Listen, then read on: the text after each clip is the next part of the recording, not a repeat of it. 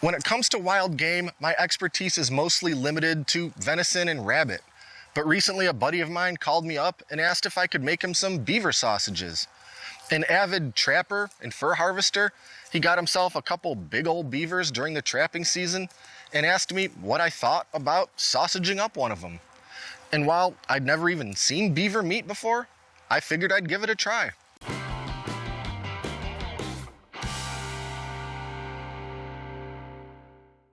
Now, before we get to the whole process for making these wild beaver sausages, I thought we'd check in with the man himself. So today I'm visiting his woodland homestead in beautiful Michigan to have a chat about beaver trapping and also sample some of the finished beaver sausages. Josh, how you doing? Good, how are you, John? I'm doing good. So what can you tell us about beaver trapping? So beaver trapping in Michigan typically occurs from mid-November to the end of April. The most active times, I think, for beaver trapping are near the end of winter, beginning of spring, when they're coming out of their lodges and their dens, looking for food. They typically store their food near the lodges, so they can just dart out during the winter and grab it and come back to their den. So by that time, they're on the prowl for more food. So I understand that you have the trap that you use for the beaver hunting, and show us a little bit about that. Yep, so there's basically two different types. The first type, which a lot of people use, I don't typically use this, but you can use a foothold trap near wherever their slides. Beavers make slides to come down from their lodges into the water, or near the entrance of their lodges. I'm sure most people have seen these types of traps before. It has a pan on it. It activates the trap. These are depressed, and the two jaws are in this kind of pattern. And then when the beaver steps on it, it traps its foot, and typically it'll drown or something till you take action on that beaver. The most common type of trap that's used for beaver trapping is the Conibear 330. Basically, it just works like a large mouse trap. These springs actuate it, and then this is the point where the body grips the beaver, and it'll kill it instantly. It's the most humane trap out there. So what do you think? You want to take a walk down your trap line and show me where you caught the beaver that we sausaged up? Absolutely, love to. Awesome. Typically, there's a trap line that a trapper will follow every other day basis. Some people do every day. Some people, we try to, get there at least every couple days. Keep the traps checked over, make sure monitored that there's no animals stuck suffering in them. So this is a location where I trapped both beavers this year. It was a little narrower. There wasn't as much water then, and it was also frozen, obviously, in the wintertime. I caught the larger of the two beavers in the winter. The smaller one was in the spring when it thawed out. But basically what I did is I set the Conibear trap right in the middle of this channel here. And then on both sides there was still a little bit of a gap. We don't want the animals to swim around it, so we put some sticks in to kind of close that gap off. And the beaver will swim through there and hit the trigger and instantly kills them. Now let's go back in time about a week and go through the entire process of actually making these beaver sausages. This beaver has already been quartered up, so I pretty much just have to butcher it the rest of the way. And while I don't really know anything about beaver butchery, there's not a lot I can really screw up considering this entire thing is getting turned into ground sausage. So I'll just cut off anything that seems like meat and discard anything that doesn't, making sure the pieces of meat are cut small enough to fit into the grinder. After trimming up the torso, back legs, and front legs, I ended up with about 7.5 pounds of meat. But before it goes into the grinder, there's one thing I'm going to do. To help reduce some of the gaminess, I'm going to soak the meat in some lightly salted ice water for a few hours. This is going to pull a bunch of the blood and myoglobin out of the meat, which is where much of the gamey taste comes from. After about 3 hours, you can see how red that water turned. I'll pull that meat out, and using my big strainer pot, I'll let the water drain off for a while in the fridge. And since we're mixing this beaver meat with pork for our sausages, I'll get that ready in the meantime.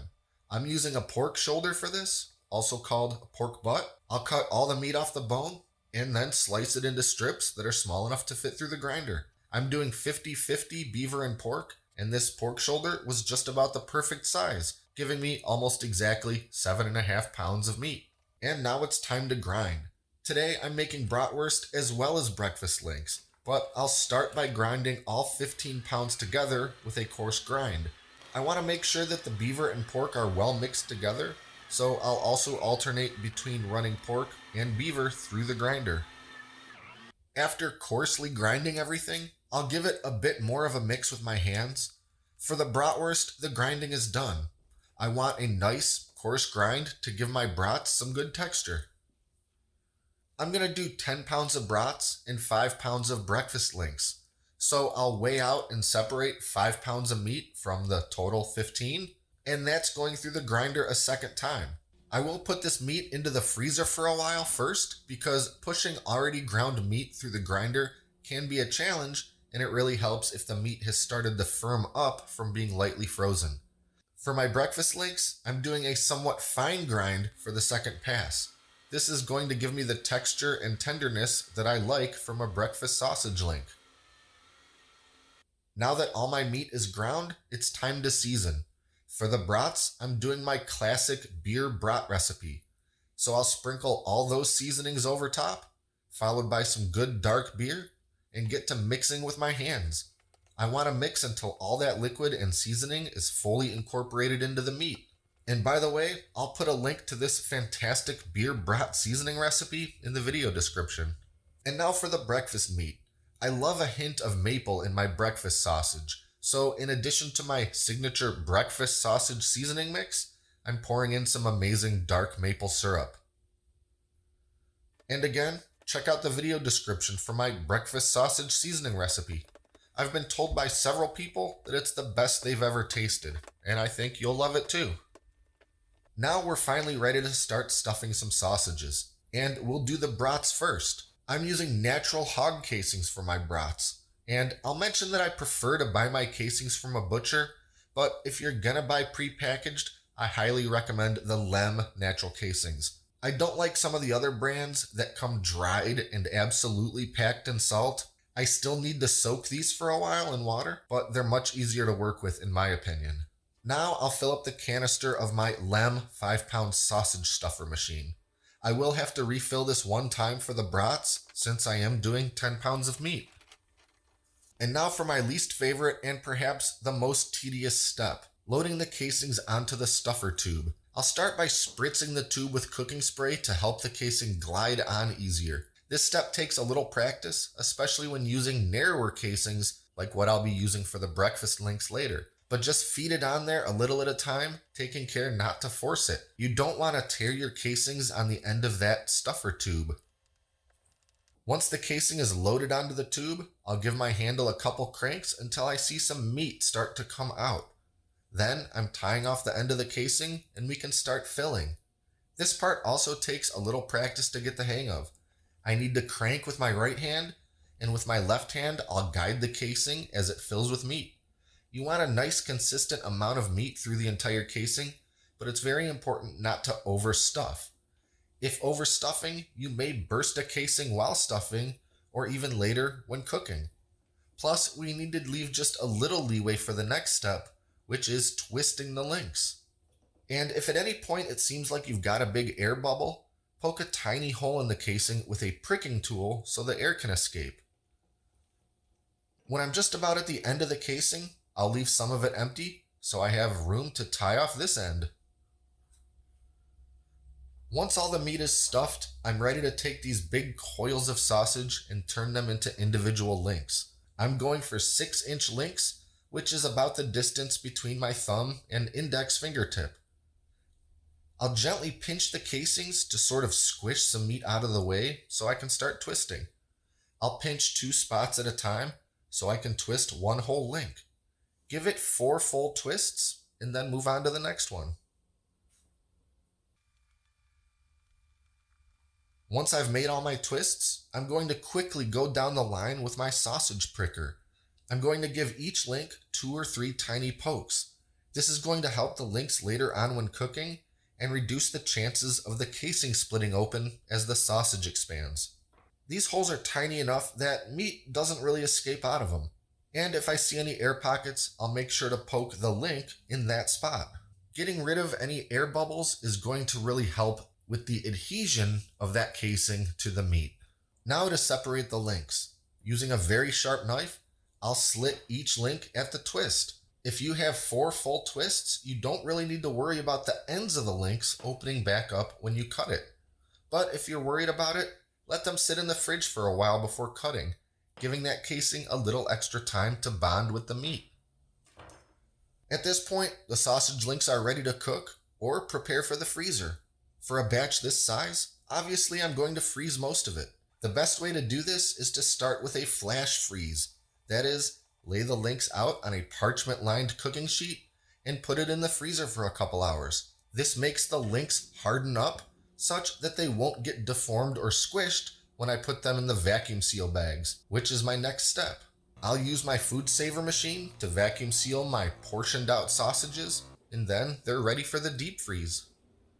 Now that the brats are done, it's time for the breakfast links. I will be using narrower sheep casings for my breakfast sausage, but the process is otherwise exactly the same. Load the casings onto the stuffer tube, stuff them with meat, twist it into links, use the sausage pricker, and separate the links with a sharp knife. And that's it. 45 beautiful breakfast sausages ready for the deep freezer. So what do you think? You ready to grill up these beaver sausages and give them a taste? Let's grill up them wieners. All right.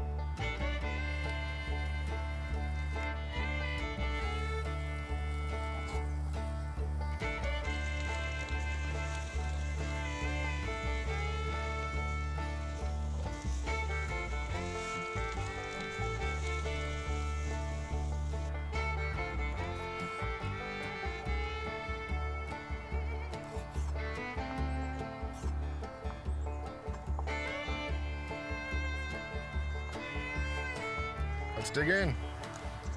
What a treat.